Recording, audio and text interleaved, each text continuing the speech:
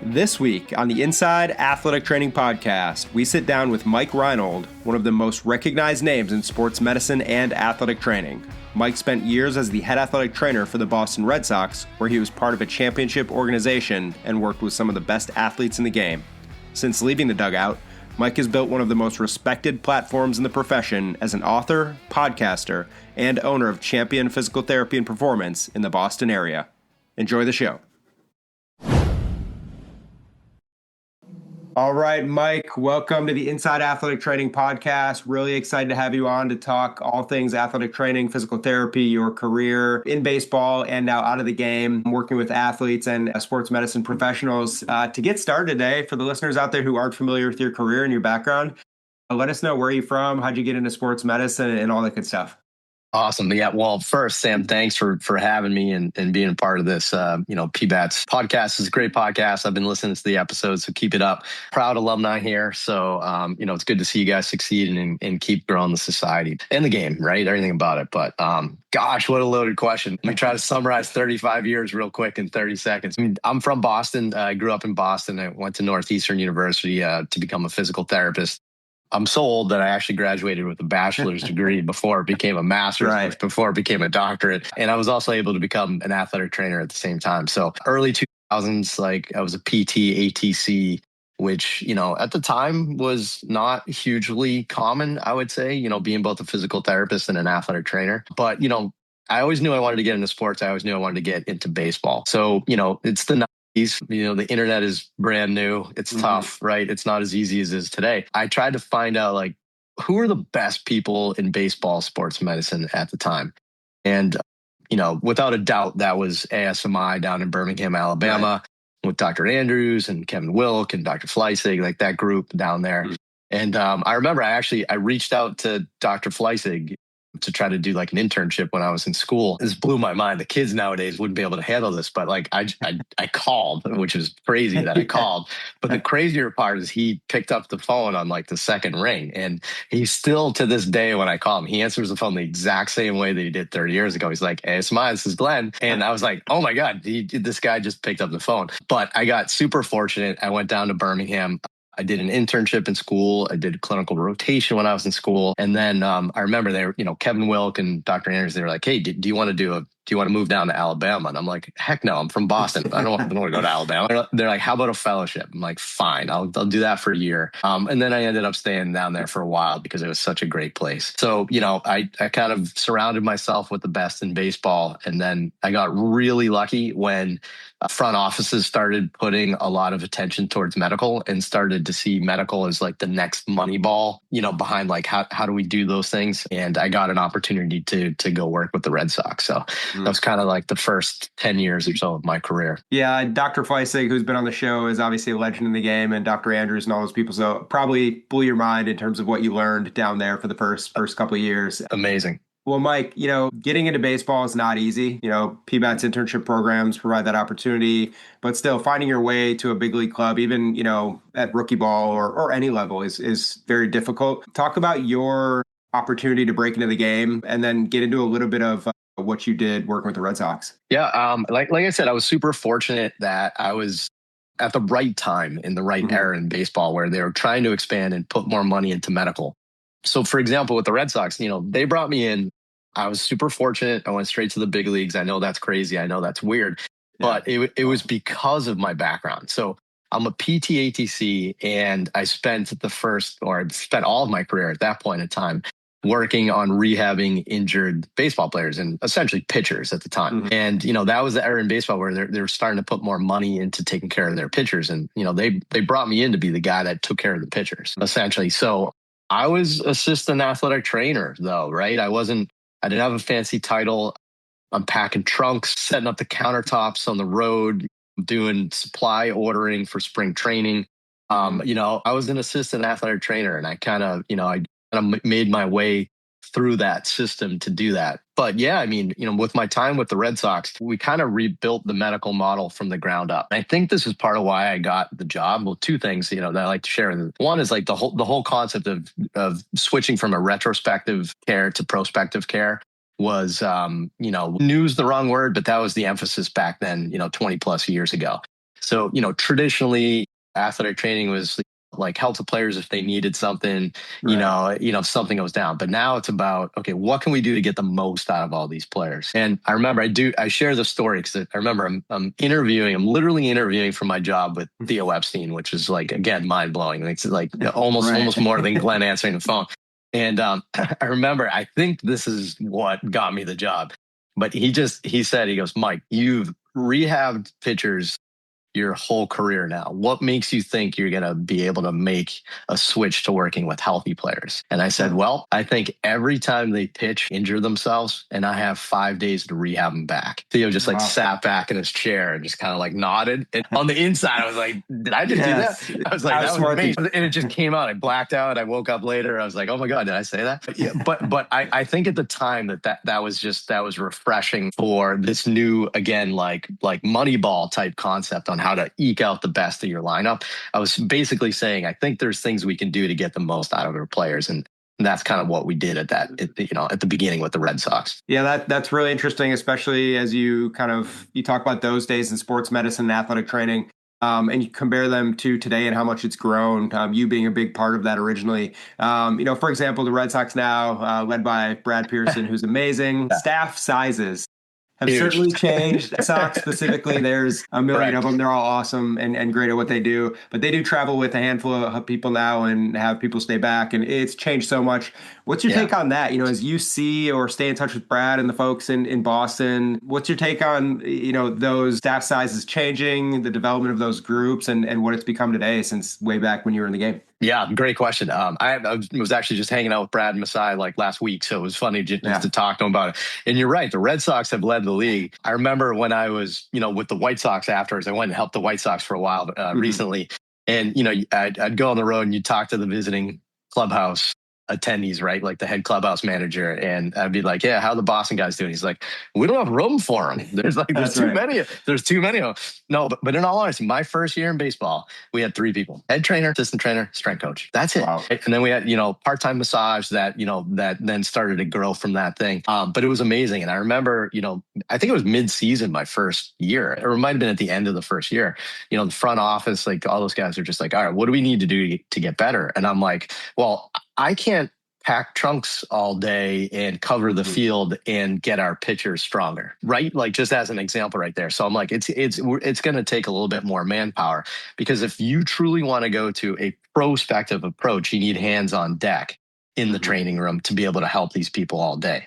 And I'm going to give the Red Sox a ton of credit. I'm actually going to give John Henry, the owner, a ton of credit, because obviously Brad was a big part. Brad Pearson was a big part of that. But I remember talking to Brad, several years ago, and I was like, man, you guys so many guys up in the big leagues. But he said he talked with John Henry in the ownership group, and he just said, work-life balance is awful in this profession. Awful. Yeah.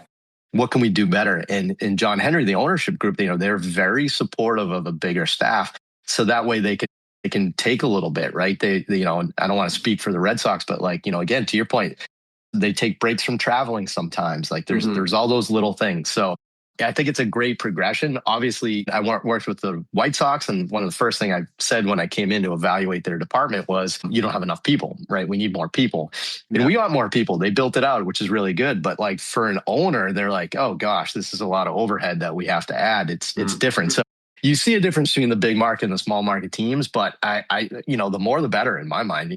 That's better for the players. Yeah, I remember when I first started working with P-Bats nearly 2 decades ago, and it was Herm Schneider and Brian Ball in the dugout wearing baseball pants, and it was that was it. In AT, and that's it. And you had one strength coach, that's it. Yeah, and I think one of my favorite parts about doing the show is hearing from guys like you or like Ron Porterfield or anybody about the way early days when they're making soup and they're booking hotels and they're doing everything back in the minor leagues. So it's really cool to see how far the profession's come. Thanks to a lot of guys like you across the league. Well, Mike, when you finish your time with the Red Sox, talk to us a little bit about the transition to step away from the game, why that was the best fit for you, and what you really wanted to accomplish as you moved into doing your own thing. Yeah.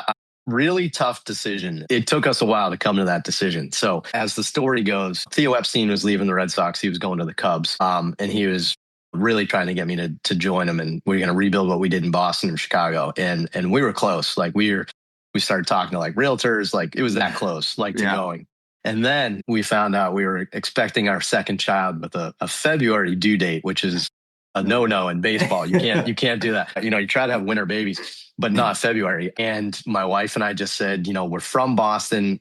I was very fortunate that I got my dream job with the Red Sox, and dream jobs aren't forever, right? And that like things evolve and things change. So with a ton of doubt, and fortunately didn't go to Chicago. And I said, well, what am I going to do? And I said, and what we built with the Red Sox, with the multidisciplinary care and doing that, I was like, let's build something for the community here and do that. I opened up a big sports performance and physical therapy gym, and, we have, cages, like tons of stuff. And it's been a huge thing. And I got to say two things about this that made it easy though. One, if I reflect back on all the different chapters of my career at this point, I will say I grew the least when I was a day-to-day athletic trainer within Major League Baseball, because everything was focused on 7:00 tonight and getting those players on the field.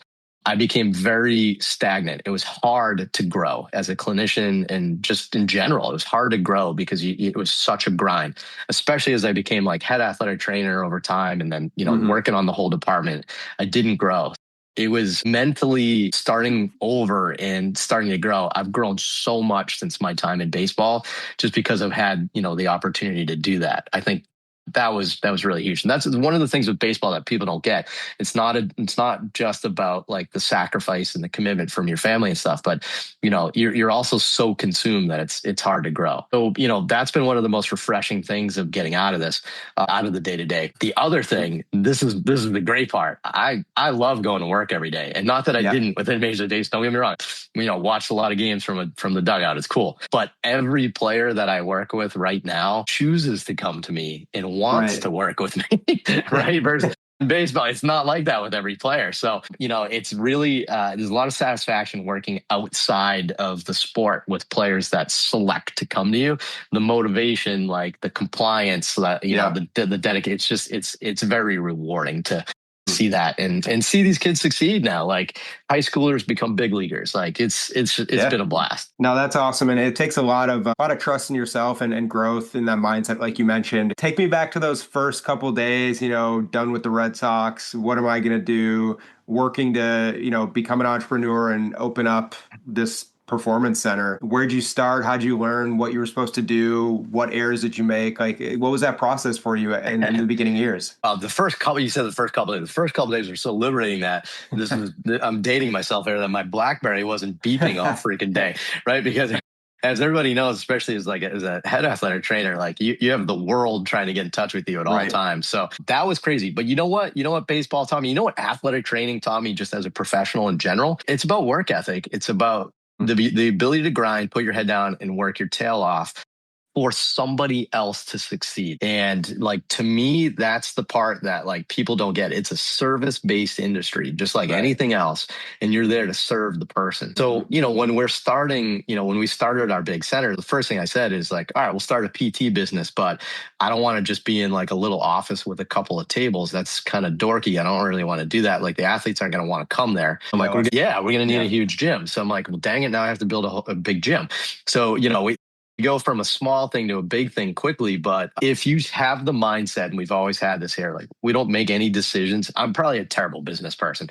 Like we don't make decisions for finances or for anything else. We just say like, what's the best for our athletes and what do we do with that? And I think that's why you're successful, is we humbly serve. And I think that's the part that's been pretty rewarding. And when it comes to, the performance center now, talk about your day to day. I talked with Brad a couple times on the show about him moving upstairs, and he gets to spring training and his hands are sore. He misses working on players, and like he sometimes yearns for those days when he's just in there on the planes. I mean, not every day, great position, but he does miss kind of being around the guys more and working with his hands. Do you have those feelings now? You're obviously running a big performance center and educating sports medicine professionals, working with athletes, but a lot of it is business focused, I'm sure. So what's your take on that? Yeah, I mean, I'm a clinician first, and I think that's probably what Brad was getting to, or like we're clinicians. So that's where we are. And it's funny. A lot of people think like a good clinician, like, well, start your own business. Like, well, that doesn't mean you're a good business person, right? Just because you can get people feeling better. But, I'm still hands-on. I'm in there every week. I'm doing a ton of, clinical care because that's me. And, that's only one of my businesses. My other business is my online education stuff on my website and my social media and all the courses I have, podcasts and stuff. If I wasn't treating people, if I wasn't in the trenches every day, I don't think it would be authentic. And I think my audience would know that. Like you could be like, wow, this guy's out of date or something, but like I'm actually at the point now again, like I'm old, so I get to share my experience with you, and the things that I've figured out and the things that I struck out on, and just to help you kind of get there a little bit faster. Day to day for me, I mean, again, I'm an athletic trainer, right? So I work all day. That's just what we do. But yeah, it's running the business, it's seeing people, it's educating on the side. Like it's always been that. But the most important thing is just surrounding yourself with an amazing team, just like in the training room. And they enable you, right? Like we got to such a good point with Champion that I started to bite off other projects in a bad way, right? The Chicago White Sox came, they said, we want to rebuild our medical department. They need help. And I was at a point at Champion where it was running and I had leadership in place that could really help me with it. So I can take on a side project like the White Sox and stuff like that. So yeah, I'm really fortunate that I've built a great team and a great environment. We probably have 30 pro guys training with us in the winter and rehabbing them all year. I mean, that's a lot for Boston, right? Like, pro guys don't want to live in Massachusetts in the winter. It sucks up here, right? But it's pretty cool. It's been fun. That's awesome, man. And one thing I've been super impressed by, obviously, with hosting this show and working to educate the next generation of athletic trainers and sports medicine professionals, really by giving them the opportunity to learn from people like you and your experiences and awesome stories that you've shared so far today, is your online education, your podcast, the Ask Mike Reinold Show, the content you've pushed out for so long. What was it like for you getting into outside of your comfort zone, into content, to education, seeing yourself as the expert? I know that can be a little difficult for people at times. What was that process like professionally and personally for you? Yeah, honestly, it was very rewarding. And I honestly say I do all that stuff for me because it helps me grow. It helps me learn. And I've never tried to claim false expertise with my content. I'm just sharing my journey and what I'm learning. And I think that's why it resonates with people. You can see on social media what somebody that's like maybe a new grad, a year out, and they're trying to talk like they've, been doing this for 20 years. I think people see, they're like, oh, you're going to regret saying that in 5 years. That was like slightly off. But I remember the day. I'm sitting in Yankee Stadium. I don't even remember what year this was. It was Yankee Stadium. We're on the road. I'm sitting next to Paul Lassard, the head trainer at the time. And I look over. I'm like, hey, do you think people would want to read a website that maybe when a journal article comes out, I just talk about what it means? And he was just like, yeah, maybe. Right. And that's how it started. But my career up to baseball, I was publishing in journals. I was traveling on weekends to conferences and teaching. And then you go into Major League Baseball and you don't have time for that. So again, I was stagnant and I really wanted to do that. So I'm pumping out blog posts back in the day, all these things on the plane rides, in the hotel rooms in the morning, just doing it to educate. And it's been really cool. And again, I think why people like it is I'm just sharing my experience. Because I have experience, I do have a little judgment. I've seen what works and what doesn't work, but I don't think I'm smarter than anybody else or better than anybody else. I'm just sharing what I'm doing. And I think that's what resonates with people with all the content. So, it's been a blast. I mean, you can people from all around the world are going through my programs and learning from my courses every day. It's mind blowing when you see it, but it's fun, right? Because, you're trying to help shape the next direction. I'm telling you right now, I'm on the descent. I'm on my way down, right? I'm going out. I need the people behind me to be better than me when they're my age. That's my whole goal. Mm-hmm.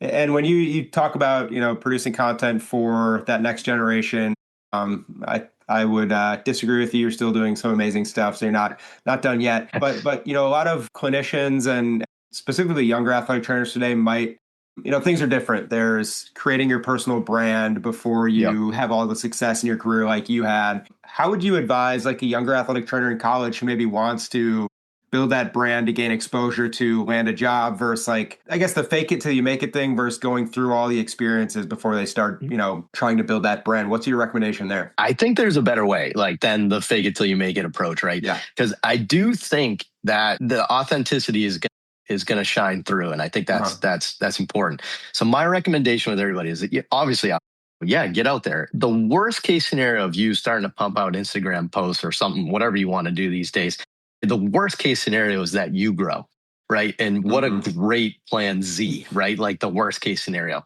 The best case scenario is that it resonates with other people and they grow too. So, but like it's a win-win no matter what you do. But the number one thing is be authentic. Share what you're learning with people as you learn it, humbly and authentically. And that to me will always work, right? You can get started. You don't want to fake it till you make it on Instagram, because I'm telling you, everybody older than you or more experienced than you can see through that, and then they're just gonna push you to the side. But if you say like, this is what I'm learning and why, and you share your experiences, that I think that's what wins. I think that's the key to the brand building in the future. And on that same point, there's stuff you can learn in textbooks, anatomy, all that great stuff that's totally necessary. There also is a feel for being an athletic trainer, communicating with athletes, communicating with front office members, establishing a relationship with one of the greats in Theo Epstein like you did. Is there a big gap, would you say, in terms of the athletic trainer who's studied and looking to get into the game versus someone learning from like your courses and learning from your experiences? And how do you kind of narrow that gap so someone's ready to jump into the game of baseball? Yeah, I think like if you were to go through like my courses, like I just recently released like a huge course, like a summation of my career course to become a baseball rehabilitation specialist. Just a summation of everything I've done. This is everything I've done in my career. I'm going to show you this right now. I've been doing this for almost 30 years and I get to show it to you on day one. You are going to be infinitely better than I was 30 years ago because you get to learn everything I screwed up and where I've come to. And I always say like there's 4 stages to becoming an expert, right? You have to have knowledge, then you have to have skill, then you have to have experience. And with that, you'll finally get judgment. And before you have judgment, you're not an expert. So easy to get knowledge and skill. You graduated with that. You practice that. You can take some courses, but experience just takes time. Take courses or do a residency or go work under some good mentorship. What you're doing there is you're using somebody else's experience to catapult you. So that way, maybe when you're 5 years out of school, you have the experience level of somebody that's 8 or 10 because you've learned from somebody's like mistakes, for an example. So I think that's my biggest, tip for people like that on how to get ahead. The other thing, to your point, you brought it up. There's 2 books I recommend everybody read right away, and they're not athletic training. It's not about how to do a horseshoe, like tape job on an ankle, right? It's Daniel Pink's To Sell is Human and Simon Sinek's Start with Why. And those are some 2 really big things. It's about communication, and not like sales is like a weird word, right? But you have to sell your perspective to the person in front of you. And to do that, you have to start with why. And, you put those 2 books together, I think your communication skills with your athletes are going to go through the roof. It has nothing to do with you. It has everything to do with them. Yeah, that's a great point. And I love the, knowledge, skill, experience, and then the judgment aspect. Talk a bit about getting to that final point and judgment and what that actually means for someone who's an athletic trainer in baseball and how they ultimately, I guess, can understand and know that they're ready to take that step. Yeah, I mean, it's experience. It happens. You won't know until it happens. You'll be doing an evaluation on, a pitcher's elbow, and you go through a series of steps, and then everything that you've done to that date comes back to you, and your brain immediately goes, you know what? I think your ligament looks okay. Your muscle's just a little sore. Let's give it a week and start throwing next week, that sort of thing. All of a sudden you'll say like, oh gosh, my brain just did that for me. You didn't guess. You just said, in my experience with the dozens and hundreds of people that I've seen, I know that you showed this and you didn't show this. So when I put that together, that gives me like the algorithm to tell you where to go. And when you get there, man, it works more fun because, I'm at a point right now, if a baseball player comes see me, like they pretty much can't say anything that's going to stump me, right? They're going to see something or they're going to say something, and then I'll be able to give them some decent advice through my experience. And I remember probably when he was my age or like even a little bit more, that was like the things with Kevin Wilk or even Dr. Andrews. You'd go see Dr. Andrews because he has seen everything. So you can't go to him with something unique and he'd be like, gosh, I've never seen this before. I don't know where to go. He's going to say, no, I've seen this a bunch and here's what I'd recommend. It's so much more fulfilling to go to work every day and just have that feeling. So you'll get there. Don't fake it till you make it. I don't like that, but put your head down and grind. And never not know the answer to the same question twice. Right. Challenge yourself on that one. Yeah, that's great advice there for the younger athletic trainers. And I think really interested to get your perspective, kind of shifting gears a bit to talk about the future of athletic training and sports medicine. AI, wearables, Yep. data collection, using Hawkeye. Like there's so much stuff out there that is changing. And I think adding a layer to the profession, movement screening, how people, load management.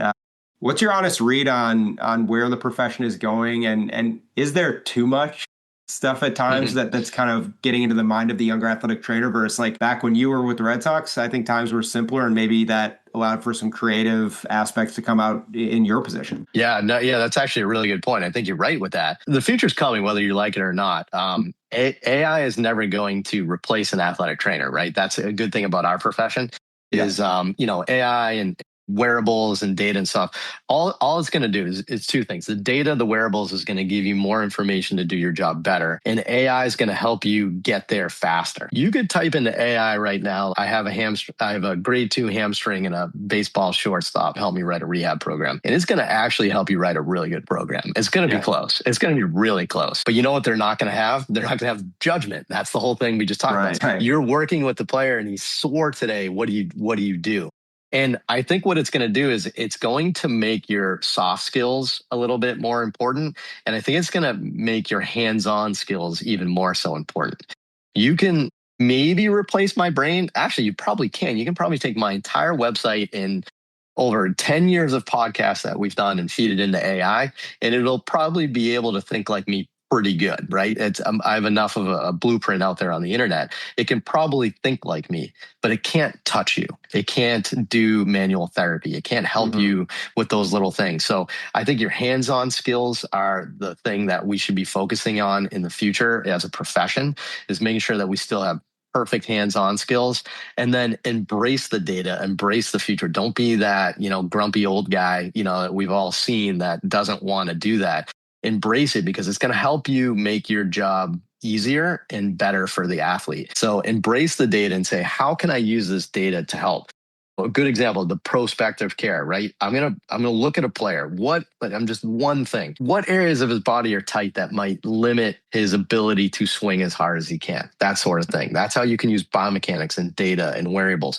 How are they handling the stress of the season? And then what can I do differently in the training room tomorrow to do that? That is next level athletic training. That's going to be pretty cool. Yeah, that makes total sense. And I know, again, bringing it back to the judgment piece and kind of the feel for the athletic training room and for the athlete and for the front office, that's something that can't be replaced. Just you being able to be that main contact point who does have the judgment to recommend X, Y, or Z to the front office or to an athlete. I think that's hugely important and something that can't be understated.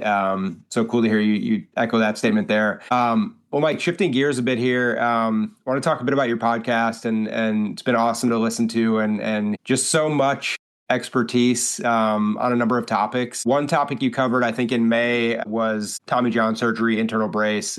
Very, very popular, hot button topic right now. And a lot of the content that we're seeing is related to youth arm health and that epidemic. As an expert who's been in the game forever, worked with pro athletes and younger athletes, what's your overall take on, when it comes to just youth arm health and travel baseball and the impact that's having on athletes you'll see at a later stage? Yeah, I think the thing that shifts most in our game right now, and this is at every level, I'm going to try to oversimplify this. 20 years ago and earlier, the most important day of the week for a baseball pitcher was their start day. And everything they did for those 4 days or longer in the minor leagues or college or whatever it was, everything they did for those 4 days was to prepare for that fifth day. And that was their peak of their workload. What we're seeing now is that is at most 20% of their workload, maybe even less. And what they're doing in between has just skyrocketed. Yeah. Right. So that's the biggest issue with me with youth and college and even at the professional level right now is what they're doing in between starts is 10 times more than it was 20 years ago. So, people say like, are we being too conservative with pitch counts and, not letting, innings go up to 200 innings a year anymore, stuff like that. It's not that we're being conservative on that one day. It's so that you're not seeing the other 4 days and we're not being conservative on those other 4 days. Right. So the thing that's paying the price now is actually your pitch day. So that way you can do all these things on the other day to work on velocity, to work on mechanics, to work on pitch design. Right. And that's kind of what's evolving. But man, I remember popping champagne bottles in the training room when people got to 200 innings. Sincerely, like popping a champagne bottle. And that doesn't happen anymore. Right. So, and these poor kids are doing it. So, I think the future is just figuring that out. And unfortunately, once they get injured, I start to work with them and we can start the education process and it works. But you'd like to see that it doesn't take an injury to start learning that. But injury happens when workload surpasses your capacity. So, right, build your capacity as much as it can and just make sure your workload's not surpassing it. And unfortunately, we're doing a really bad job at that right now. But, it's a good business to be in for me right now, right? A sports Right. PT in baseball. That's right. I don't want to, but it's a good profession. And within that same topic, Mike, are there any other issues you're seeing? Tommy John and youth arm health have blown up, and there's so much going on, like pitch smart and pitch count, and a ton of different initiatives to help lessen that issue. Are there any issues you see heading into the future in terms of the baseball athlete that you're concerned about or most excited about working on? Anything like that? Yeah, there's probably two areas that we're starting to see more than I didn't see in the past. One is I'm actually starting to see players get injured during their rehab throwing program. And that seems super backwards to a medical professional, right? That they're actually getting injured during their rehab throwing progression. And what we're doing here is we're pushing the limits at all times, even during their interval throwing program and a rehab progression. They're pushing velocity. They're trying to get there. And we're seeing Tommy Johns that are coming back in their throwing program and they're getting flexor tears or they're getting stress fractures or they're doing something else with their lat or their teres. It's really crazy that we're seeing that. So that's one thing that we've identified that we don't love. The other thing is the amount of injuries we're getting in our position players now is equally as high, right? We're tons of batter shoulder, more than I've ever seen at any other point in my career. Stress fractures, rib fractures, obliques, and I'm not just talking like hamstrings from running. It's more from just how much swinging. And I think baseball batting is evolving like pitching did now. And now, sure, you have to swing a few times in a game to try to hit the ball, but what you're doing in between to try to increase exit velocity and work as hard as you can is through the roof right now. So we're seeing all these crazy injuries like instability of the shoulder, and then they have trouble throwing from the outfield and oblique injuries. It's just it's so much we're seeing. So batters injuries are rising, and I think we need to do a better job during our rehab progressions to make sure we're not hurting people rehabbing. That's right. Bad. Yeah. And to that same point, we talked about the data and the metrics. Do you think, when we were growing up and we were playing, there was no exit velocity. There was no machines behind you to track any data. You just went there and it was kind of a feel thing. Do you think now that people are chasing certain numbers as athletes to get to certain points, that is causing just a massive uptick in workload? Yeah. And to their credit, there's statistical analysis that shows if your velocity is this, you perform better, or if your exit velocity is this, you perform better. So it's a valid thing to chase. We just don't know how to chase it yet. We're overworking it, right? Yeah. And I get it. Later in my life now, I've become a little maniacal about golf. And look, I'm the same way. I'm just as crazy as my pitchers now, working on my mechanics all freaking day and like doing too much. Cause you think like, well, if I'm not doing anything today, I'm not getting better. And for the youth, that's something that they really struggle with. And we try to teach that to them, that there has to be recovery. Like you wouldn't deadlift 7 days a week if you were trying to get your deadlift stronger. That would be too much, right? And we just don't see that yet. People think if you're not pitching in a game, it's like free lunch, right? Like, well, no, but if you're long tossing the 300, you're hucking weighted balls against the wall as hard as you can. Like a lot of those things that they do to train now are equal to or even more stressful than pitching on a mound. It's not free. It's not just free workload, right? So you just have to understand that nothing's bad. Like a weighted ball isn't bad for a pitcher. Long toss isn't bad. A sweeper isn't bad. It's just it changes the stress. And you have to change your workload to make sure you appropriately can handle that. That's it. Yeah, that's a great point. And it reminds me of a conversation I had with Dr. Matt Itherburn from ASMI last week on the show. And we talked a lot about his research. And he said something really interesting, but very simple. He said, hey, people are working to throw harder. We know that can cause injury, but we know it also rewards their team with wins and them with bigger contracts. 104 and 105 from starters in the 7th inning now, and it's insane to believe that's possible. So how do you kind of manage that if okay, you throw harder, you can succeed more, but injury risk is going to go up? Is that just part of the game of baseball where throwing a baseball is not technically good for your arm? Yeah, I mean, throwing baseball is not good for you. That's the first thing we teach our athletes when we work with them. So just once you understand that, like, then everything becomes more simple, right? And then most of the athletes I talk to don't understand.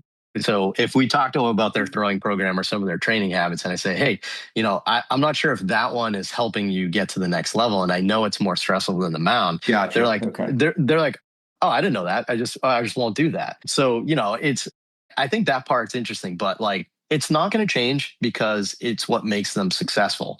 Right. I think what we can do in our profession, though, so for example, let's just say weighted balls, kind of a polarizing topic, just one thing. We have very strict criteria you have to pass to be able to be ready for a weighted ball program. You should never do weighted balls on everybody, and you shouldn't have everybody do the same program. That's just crazy. You wouldn't do that with anything else. You wouldn't do that with pharmacy, like pharmacology, medication. You wouldn't do that with anybody else. Why are we doing that with weighted balls? So you have to have strict criteria, and then you have to monitor their body's response to a program to push the envelope, and you have to be ready to pivot as needed. And that's not happening. That's the basic issue. Like, I help Northeastern University's baseball team. I'm good friends with Coach Glavin at Northeastern. They have such a good program. We evaluate all their players in the fall, and then we bucket them. What do they need to work on? Like, this guy just needs to prepare. This guy needs velo. This guy needs, pitch design, whatever. And you have to pass objective criteria to be able to go into those buckets. And then we have to keep an eye on you so that way, we know that you're doing it right. So it's not going to end, but there's a better way to do it. I think that's my point. And this is where medical and performance need to work together. If us on our end, athletic training is so always like poo-pooing the performance because you don't want to get hurt, that's not only realistic, but it's also not helpful.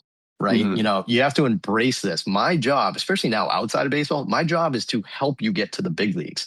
And I know that takes velocity, and I know that's going to take us pushing the envelope with some things, but there's a scientifically intelligent way that we can structure that to give you the best chance to succeed. And that's what we have to try to do. Yeah, that's a great wrap up of kind of everything we talked about today, and the importance of, again, I think it all comes back to that judgment word you were talking about, and having that skill, knowledge, and experience. I think that's a great way to explain it for our listeners and younger athletic trainers out there. And I know we could talk for hours about this, but you're a busy guy, so we won't take up too much of your time. But Mike, to finish up today, so we have a segment here called Extra Bases on the Inside Athletic Training Show. I want to take you back to a bit of your time in the big leagues. A couple questions for you. So we'll start at first base. Stadium you ever sat in the dugout and watched a game from? I think all the athletic trainers have different reasons why they say that. It's a tie, but it's not really a tie. Camden Yards, Baltimore. Awesome. Yeah, for many reasons, but one of them, I'm not the biggest guy in the world. I have a good fence. It's the right size fence that you can lean on it well, and it's really good. Tampa does too, but I hate that dome. But yeah, so Camden, I'd say Camden. Yeah, that's a great one. I think a little underrated, but definitely agree with you there. Moving on to second base. Maybe this is golf related. Maybe this you got your sticks on every trip like some guys now. What was your favorite city to visit on the road? Lots of good cities. Toronto was a blast. I like going to Toronto. Yeah. Chicago was always fun. I like the West Coast, but gosh, those flights were so long that it made the mornings tough. So I'd say those. But yeah, don't get me wrong. I mean, I remember going down to Miami, and we stayed on the beach, and you're just like, oh, like we're not on the beach in Chicago, and we, you actually go on the sand in the morning. That was pretty cool. Yeah, a lot of good spots, and obviously traveling the big leagues today, especially, it's not bad wherever you go. Correct. Well, moving on to third base, Mike. Think back to your early days with the Red Sox, maybe running onto the stadium for opening day. Did you ever have a welcome to the big leagues moment, whether that's on the field or in the clubhouse or in an athletic training room? Yeah, I mean, I got super lucky. I mean, we were successful right away. I think that helps. Like, the Red Sox were a successful organization during my time. It was hard at first, but I came from a setting where I worked with professional athletes all the time. So to me, I wasn't starstruck, those sorts of things. I didn't see those things. But for me, in my second year in baseball, we won the World Series. And to me, that escalated quickly, right? And, at the time you think, oh gosh, we're going to win every year. Like, this is a no-brainer. But man, going through that was a spectacular moment of what team sports is all about. And, just putting it all together, it was, euphoric. I can't even explain it. Right. And moving on to home plate, last question for today. You may have just mentioned it. Your World Series champion with the Boston Red Sox from Boston, like, incredible story. Pretty cool. Do you have a most rewarding moment in baseball athletic training from your time in the big leagues? Yeah, I do. It's because of other people, right? So, I'll take, a good example. Like Josh Beckett was a player that we acquired right when I was coming in. We had a little history together and we worked really well together. I remember with the Marlins with him, he struggled. He was one of those guys where popping champagne bottles when he got to 200 innings. Yeah. Then it wasn't about his ERA. It wasn't about anything else. It was that we made him bulletproof to get to 200 innings. And, we did that with all the players there. But I remember that being, super challenging at the time. And then we had an era with the Red Sox that was so cool. We actually had free agents coming to us because of our medical. And that was just crazy to think of. We had a winner. We Brad Penny, John Smoltz, Aaron Cook, like all these were guys that played well elsewhere and they're a little banged up and they wanted to try to get better with the Red Sox. Like that was really cool. So, to me, I think that's where those things really, really exceeded my expectations. Yeah, that's awesome. I love hearing the stories about the old names from back then. Not that they're that old now, but always watch those guys growing up.